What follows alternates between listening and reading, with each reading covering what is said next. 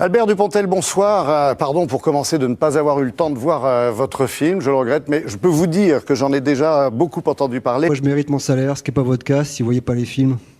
Ben non, j'ai pas vu le film, je vous ai dit. Parce que Merci, je vous remercie infiniment de votre accueil. Merci beaucoup. Bonne soirée à vous. Bonne soirée à vous aussi. Mais dans ce cas-là, il ne faut pas se plaindre qu'on dise que le bac soit démonétisé. Moi, je veux bien que ce soit. Benjamin, vous n'avez pas d'enfant, vous savez pas ce que c'est. Non, mais de tous ceux qui. Vous savez pas ce que c'est qu'un bac dans une famille. Félicitations, elle a son bac? Faustine a le bac. De quoi tu parles d'autre que du bac en ce moment? Mais vous vous rendez pas compte, vous avez oublié, vous êtes trop vieux pour avoir oublié. Mais non, je suis plus près du bac que vous. Mais c'est pour ça que je me moque, c'est pour ça que je me moque de vous.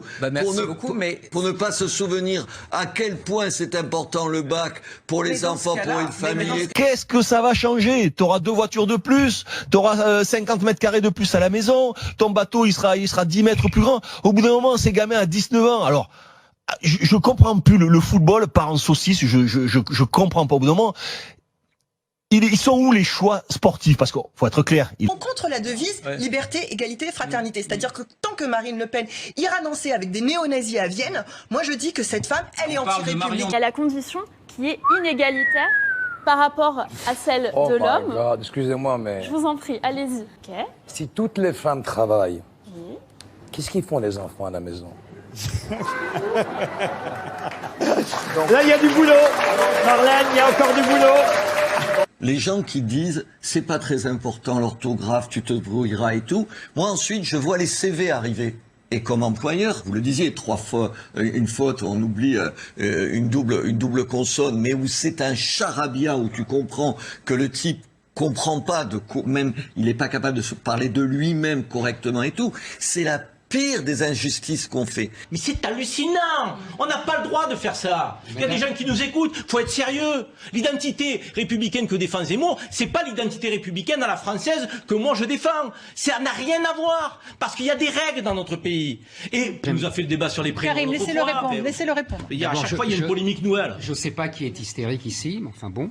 Bah non, je suis passionné, moi, et plein de convictions. Mais vous avez tout à fait raison d'être passionné, c'est très bien. Pour apaiser la nation. Mais ben oui, c'est bien. Mais c'est pas parce que vous savez, vous répéterez comme un mantra les expressions des lieux communs post-68 art et antiracistes, sur le vivre ensemble, sur la République, sur la laïcité. Tous ces mots qui ont été dévoyés depuis 30 ans. Ça évite aussi que les enfants prennent goût aux fessées. Parce que qu'est-ce qui se passe? Un enfant qui a souvent des fessées, pour supporter la fessée, il va l'érotiser et finalement il va finir par apprécier ça, il va se mettre dans des situations où il va prendre des coups. Non, mais écoutez, bon, moi je donne ma réponse très franchement. Frapper un enfant, c'est frapper une espérance, quoi. C'est Mozart qu'on assassine, comme disait Feu Cesbron. Bon. Mais quand le service fonctionne bien, les parents interviennent, la violence est interdite dans la loi. C'est puni pénalement avec circonstances aggravantes. Je m'interroge comme père des conséquences dans la tête de nos enfants des 3 ou 4 heures passées devant des écrans. Je ne sais pas, mais je dis, ça peut pas ne pas laisser de traces. Ce n'est pas possible. On verra, et j'espère qu'on verra pas des choses affreuses. Si c'est ludique, ça va. L'orthographe, quel truc de barbe. Oui, la grammaire, au fond, pourquoi on s'emmerde avec ça? On peut pas dire, comme on a des boucheries cachères, des machins et tout. Monsieur Zeribi, non, mais excusez-moi.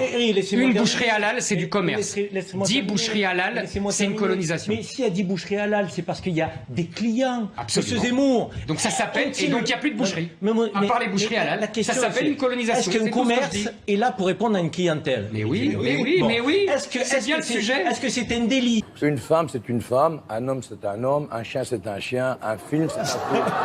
Pas ailleurs, puisque tu veux faire que de l'oseille. Pars avec ton oseille. C'est l'image que tu as envie de donner, c'est le football que tu as envie de vivre, c'est la vie que tu as envie d'avoir sur le football. Mais ça me donne envie de vomir. Vous étiez député quand la loi a été soumise au début? D'accord. Vous auriez voté contre? Ah non, mais j'aurais voté pour être bien vu. Pour être bien vu. Non, attendez. Il est contre la, contre la fessée, mais il aurait voté non, attendez, vous vous rendez compte. Non, mais attendez. Non, moi, je commence à comprendre ce que c'est qu'être de gauche, quoi. Pour être bien vu, non. Vous êtes de gauche, quoi? Pour être, pas du tout. Mais c'est trop mal fréquenté. Mais j'ai toujours voulu faire ça. Et il a fallu du temps pour apaiser tout ça. Est-ce que c'est un délit dans notre pays de gens qui veulent manger du cochon? Mais Dieu merci, on est encore libre de manger la viande qu'on a envie de manger. On ne peut pas manger de cochon et la réalité, dans d'innombrables quartiers, monsieur. Pardonnez-moi encore une fois. On ne peut pas manger de cochon et on peut pas ne passer, on peut pas ne pas faire Ramadan dans de nombreux quartiers sans se faire casser la figure. Je vais parler avec moins de passion. Il faut le dire, si monsieur. vous voulez me... Si tu as envie de faire quelque chose, tu suis ton mouvement à toi et n'impose pas sur d'autres femmes ce que tu voudrais, toi, faire. Tu comprends? Il faut laisser la vie relax. Mais c'est vrai. Alors, en fait, ce que vous venez de faire, c'est super, ça s'appelle... Je viens de calculer les database, comme on dit. Ouais, exactement. Je gagne bien ma vie, 3 500 € en fin de carrière, je ne suis pas ébloui par votre salaire. Attendez, en même temps. Évidemment, moi je peux pas mettre de côté, comme M. Barre, 7 millions en Suisse, évidemment. Mais, même pas 100 000 €. Mais... ça y est, vous m'avez fait perdre ce que je voulais dire, tant pis. Non, mais c'est essentiel. Bon, je vous remercie. En story, samedi dernier, le policier se filme en mode selfie dans son uniforme. C'est très court, tendez l'oreille. Ça commence à défourailler, là, ces abrutis de gilets jaunes. Voilà, ça commence à défourailler, là dit-il, ces abrutis de gilets jaunes, on va leur casser la bouche. On peut ensuite... C'est un mouvement non violent qui revendiquons de la justice sociale, de la justice fiscale et tout. On a été attaqué, leur meilleure façon de dire que nous ne sommes pas antisémites, c'est d'être présent aujourd'hui. Bah oui, mais c'est parler à chaque fois. Non, mais je vous coupe parce qu'il faut avancer. Il est 18h36 et vous voyez qu'il y a 5 personnes autour de cette table et que tout le monde a besoin de parler. Je suis le seul que vous coupez à chaque fois. Non, vous n'êtes pas le seul que je coupe à chaque fois. Vous avez autant de temps de parole que les autres. Et si franchement ça ne vous convient pas, la porte est ici. Voilà, je peux pas vous dire autre chose. D'accord. Je vous pose des questions. Essayez de comprendre votre situation. Au revoir, Monsieur Clément. Au revoir, monsieur. Bonne Très bien. continuation. Anaïs Roux, la situation se calme à Bordeaux. Voulez-vous être insensible à ça? C'est normal. Moi, je fais partie des privilégiés. Je veux pas reprendre le discours de l'autre bouffon là qui a été une fois pour les gilets jaunes et puis toujours après contre.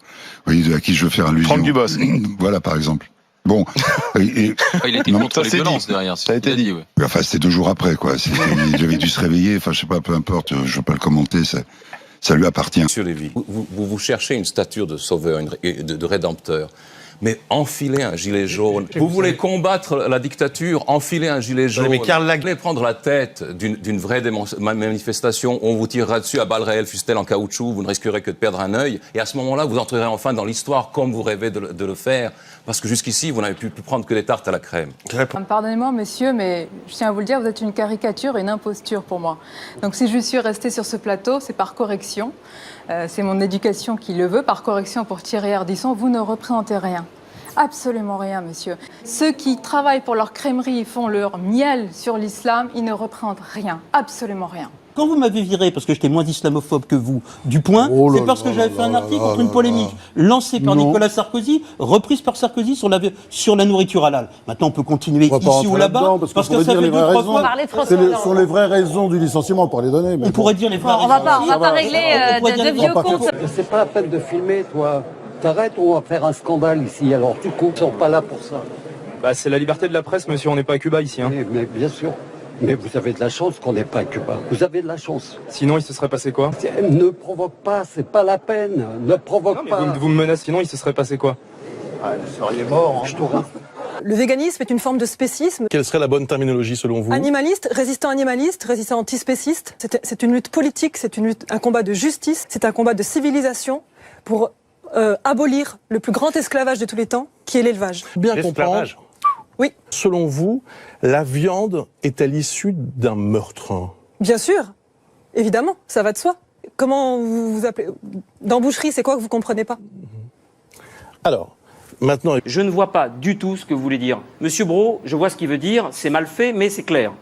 Et je veux dire, vous, c'est mal fait, mais c'est pas clair du tout. Et très franchement, pour moi, ce livre est une sorte de chose informe que j'ai arrêté de lire, page 55, parce que je suis retourné lire L'immoraliste d'André Gide. Je suis vraiment désolé, mais il est où le respect de l'animal quand on pend un conche mort comme ça, qu'on balade d'une glacière à une autre boucherie, etc. À un moment, il faut arrêter. Moi, je le fais pas, ça, hein, avec mes bêtes. L'industrie du viol procréatif, les gestations obligatoires, les séquestrations, est-ce que les mutilations, est-ce que les tortures, est-ce que les empoisonnements, est-ce que les déportations, Déportations Oui, les déportations, monsieur, j'insiste, les assassinats sur des chaînes industrielles, est-ce que ça, c'est violent? Vous souhaitez la fin totale de l'élevage?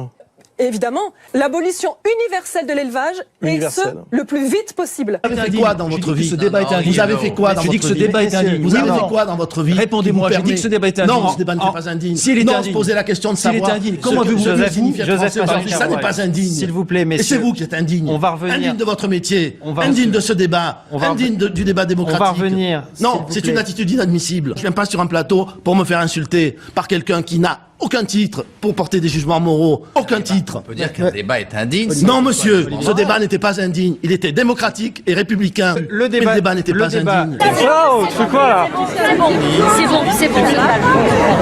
La prochaine fois, Cyril, mais violent. Mais vas-y, mais chauffe pas, Chauffe pas, merde. Non mais Cyril, tu m'as fait la même chose avec Cyril. Le rappel que M. Patrick Cohen a laissé dire tranquillement à Alain Finkielkraut que l'islam était un problème de civilisation dans notre pays et qu'on ne pouvait pas laisser cela au Front National. L'agenda de l'islamophobie. J'apprécie que vous me regardiez pour la première fois depuis le début de cette interview de Vie pleine. Et j'apprécie, c'est pour ça que je me suis levé. Ça me permet de vous voir dans les yeux. Mais nous nous voyons très bien dans les yeux. Pourquoi évitez-vous le regard de Mais Patrick Cohen? je vous réponds à vous. Je regarde qui je veux, comme je veux. Quel est le problème? C'est extrêmement désagréable de vous interviewer. Écoutez, je ne crois pas que quand je suis passé à France Inter, vous m'ayez donné un seul regard quand j'ai eu 3 minutes pour défendre les musulmans. Je regarde toujours mes interviewés. Marwan, vous faites votre beurre sur les musulmans. Alors je veux juste essayer de répondre. Quand vous parlez de caricature, c'est difficile de vous juger comme crédible en tant que journaliste quand vous venez à assumer des positions qui sont totalement idéologiques. Quelle position? Quand vous me traitez de caricature, Mais quand tout le monde vous le traite de caricature, monsieur. C'est pas parce que... me permettrait, moi, de vous dire, est-ce que votre mari est dominé par une femme qui est absolument féministe, etc. Donc je ne me permettrai pas. Donc je ne vous permets pas de parler ainsi de ma femme. Non, Deuxièmement, c'est le premier responsable du réchauffement climatique. Les milliards de tonnes d'excréments des animaux esclaves de chair, empoisonnent les animaux libres et les océans. Nous sommes des lanceurs d'alerte. Il faut absolument sortir ce génocide systémique et abolir le plus grand esclavage de tous les temps. On ne peut pas passer de l'intensif à l'extensif, il faudrait 6 planètes Terre. Très bien, on a entendu votre message, juste pour... Détendez-vous, prenez un Xanax, buvez un peu d'eau, je sais pas, faites quelque chose. Monsieur Leboeuf. C'est pas un artisan du meurtre qui va me donner des conseils de détente. On peut pas dialoguer. Alors attendez. Plus jamais, ne plus les voir. Pourquoi vous faites ça?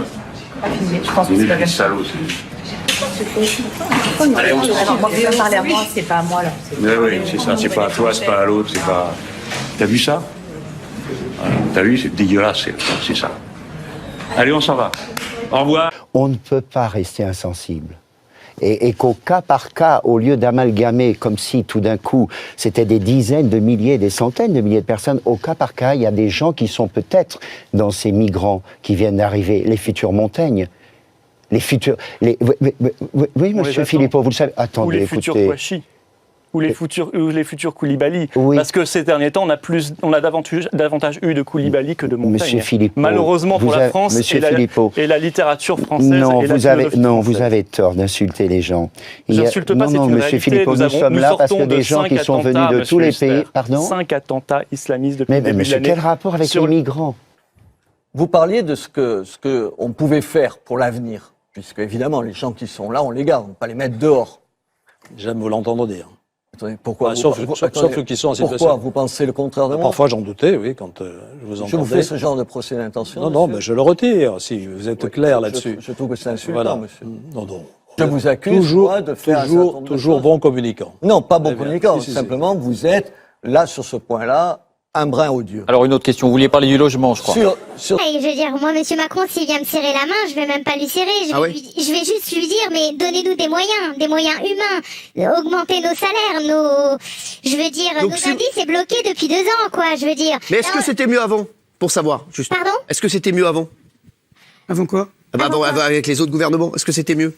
Ah non, mais moi je suis anti-politique, donc n'importe quel gouvernement, ça peut être la même merde, donc excusez-moi de vous le dire. Vous avez voté pour qui? Moi j'ai voté blanc. D'accord, j'ai reconnu, c'est Gilles Verdez. Hein. Hiérarchie pour les sapeurs-pompiers. Vous devez la respecter. Et si je viens ici pour dialoguer avec les sapeurs-pompiers, après avoir dialogué, c'est pas pour qu'on me refuse de tenir la main. De me serrer la main. Faut arrêter là. Je suis venu vous saluer.